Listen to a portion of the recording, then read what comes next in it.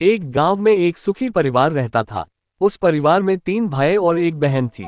उनके माँ बाप उन चारों से बेहद प्यार करते थे, मगर बीच वाले बेटे से थोड़ा परेशान थे। बड़ा बेटा पढ़ लिख कर डॉक्टर बन गया था और छोटा बेटा भी पढ़ लिख कर इंजीनियर बन गया था, मगर बीच वाला बेटा बिल्कुल गंवार और आवारा किस्म का था।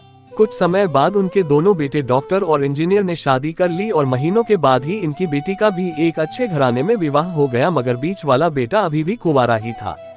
वह अनपढ़ था और कहीं पर मजदूरी का छोटा सा काम करता था। उसको शादी के लिए कोई भी लड़की नहीं मिल रही थी। उसके माँ बाप उससे बहुत परेशान हो चुके थे। अब जब भी उसकी बहन अपने मायके आती तो वह अपनी डॉक्टर और इंजीनियर दोनों भाइयों से मिलती थी, मगर बीच वाले भाई से बहुत कम मिलती थी, क्योंकि वह उसे ज्यादा पैसे नहीं दे पाता था। लेकिन फिर भी वह अपनी बहन से बहुत अधिक प्यार करता था। कुछ समय बाद उनके पिताजी की बीच वाले बेटे की बिना शादी किए बिना ही मृत्यु हो गई। उनकी मां ने सोचा कहीं अब किसी के मुंह से बंटवारे की बात निकले, इसलिए इससे पहले ही अपने गांव की एक सीधी सादी लड़की से मंझले बेटे की शादी करवा दी। शादी होते ही न जाने क्या हुआ, अनपढ़ बेटा मन लगाकर काम करने लगा और पहले से कहीं ज्यादा मेहनत भी करने लगा।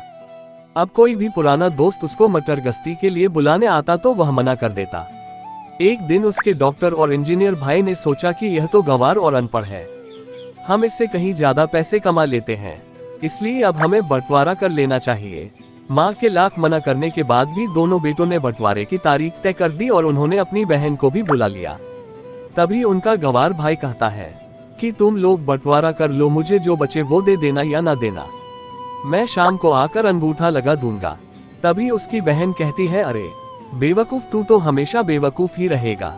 जमीन का हिस्सा तो आमने सामने बैठकर होता है। और उसकी माँ भी उसे काम पर जाने से रोकती है। उसी वक्त वकील भी वहां आ जाता है और कहता है कि आपका सारा हिस्सा मिलाकर 10 बीघा जमीन और एक मकान है। अब ये बताओ किसको कितना हिस्सा देना है, मैं उसी हिसाब से कागज बनवा दूंगा।